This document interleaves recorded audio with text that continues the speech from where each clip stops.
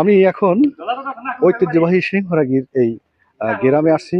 এখানে একটা নিদারুণ এবং করুণ একটা দৃশ্য আমি আপনাদের মাঝে উপস্থাপন করতে চাই।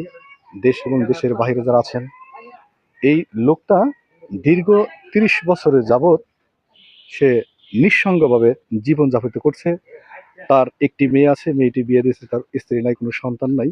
অসুস্থ অবস্থায় এই গড়ে, এই জরাজীর্ণ গড়ে উনি দীর্ঘ সময় যাবৎ দিন অতিবাহিত করছে, কারো কাছে চেয়ে, কারো কাছে দেনা করে।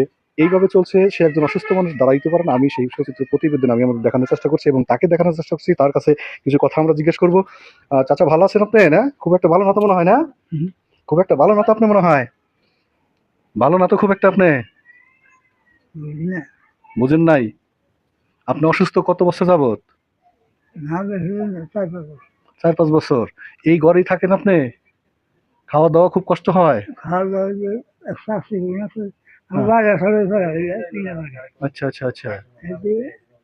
আপনি আপনি দাঁড়াইতেও তো পারেন না? না, কুলায় না। এই ওষুধ কি খান? ওষুধ টষুধ খান আপনি? ওষুধও খান না?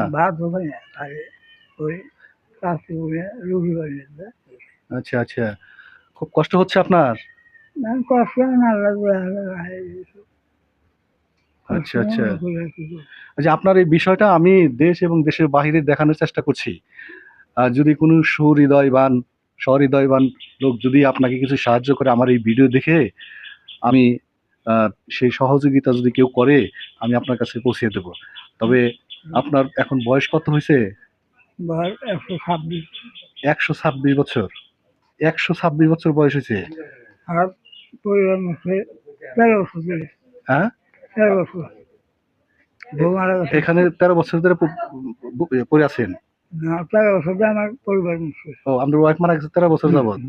আচ্ছা, দীর্ঘদিন যাবত আপনি এই অবস্থায় আছেন। অত্যন্ত কষ্ট করে আছেন আপনি, তাই না?